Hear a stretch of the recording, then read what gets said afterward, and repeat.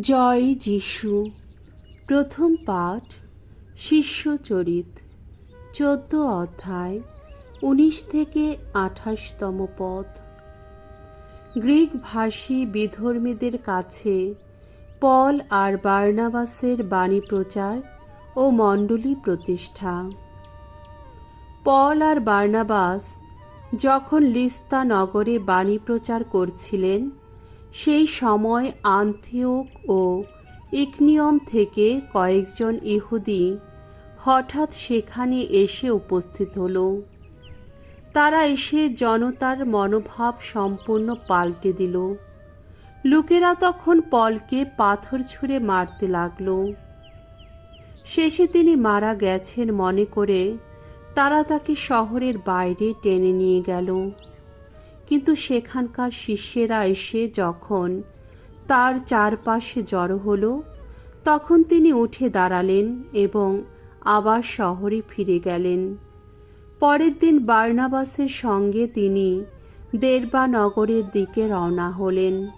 সেই শহরে মঙ্গল সমাচার প্রচার করে এবং বহু লোককে শিষ্য করে তারা আবার ফিরে এলেন লিস্তায়, তারপর ইকনিয়মে এবং শেষে আন্তিওক নগরে। এই সব জায়গায় শিষ্যদের অন্তরে নতুন শক্তি জাগিয়ে দিয়ে তারা তাদের এই কথা বলতেন যে ঐশ্ব রাজ্যে প্রবেশ করতে গেলে আমাদের বহু দুঃখ কষ্টই পেরিয়ে যেতে হয়। প্রত্যেকটি মণ্ডলীতে শিষ্যদের জন্যে তারা কয়েকজন প্রবীণকে নিযুক্ত করলেন এবং উপোস করে প্রার্থনা করে সেখানকার সকলকে সমর্পণ করে গেলেন সেই প্রভুরই হাতে, যার প্রতি তারা বিশ্বাসী হয়ে উঠেছিল। তারপর পিসিদিয়া প্রদেশের মধ্য দিয়ে গিয়ে তারা পামফিলিয়া প্রদেশে এসে উপস্থিত হলেন। সেখানে পেরগা নগরে বাণী প্রচার করার পর তারা আত্তালিয়া বন্দরে নেমে এলেন আর সেখান থেকে জাহাজে আন্তিওকের দিকে যাত্রা করলেন। যে কাজ তারা সবে সেরে এসেছেন, সেই কাজ করবার জন্যে তাদের একদিন এই আন্তিওকেই আশীষদাতা ঈশ্বরের হাতে ন্যস্ত করা হয়েছিল। সেখানে পৌঁছে তারা মণ্ডলীর সকলকে সমবেত করলেন এবং তাদের দিয়ে ঈশ্বর যা কিছু কাজ করেছেন আর বিজাতীয়দের সামনে তিনি কেমনভাবে বিশ্বাসের দ্বার উন্মুক্ত করে দিয়েছেন, সবই তারা তখন বর্ণনা করলেন। তারা সেখানকার শিষ্যদের সঙ্গে বেশ কিছুদিন থেকে গেলেন। প্রভুর বাণী। ঈশ্বরকে ধন্যবাদ। শাম সঙ্গীত 145, 10 থেকে 13 পদ এবং 21 পদ। ধো, হে বিশ্বরাজ, চিরদিন আমি গাইব তোমার নাম। ওগো ভগবান, তোমার সকল সৃষ্টি গাইবে তোমারই গুণগান। ভক্তদের কণ্ঠে শোনা যাবে তোমার প্রশস্তি গান। তোমার রাজত্বের গরিমার কথা প্রচার করবে তারা। সকলকে শোনাবে তোমার কর্মশক্তির কাহিনী। মানুষকে তারা জানাবে তোমার শক্তিদীপ্ত শত কীর্তির কথা। জানাবে তোমার রাজত্বের উজ্জ্বল গরিমার কথা। তোমার রাজত্ব চিরকালেরই রাজত্ব। তোমার প্রভুত্ব বিরাজমান যুগে যুগান্তরে। আমার মুখে সর্বদাই জেগে থাকুক ভগবানের বন্দনা গান। সবার কণ্ঠে বাজতে থাকুক তার পূর্ণ নামের প্রশস্তি গান, চিরদিন চিরকাল।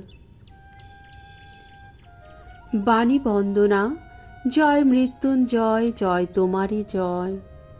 খ্রিস্ট যিনি যন্ত্রণা ভোগ করতে হবে তাকে, পুনরুত্থিত হতেই হবে তাকে, তবেই চিরমহিমায় ভূষিত হবেন তিনি।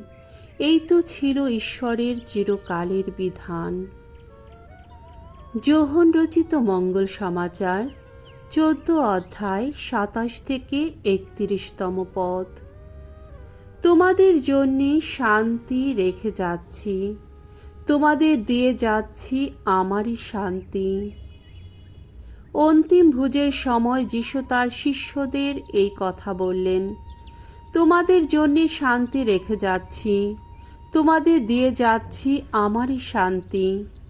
অবশ্য এই সংসার যেভাবে শান্তি দেয়, সেইভাবে আমি তোমাদের তা দিয়ে যাচ্ছি না।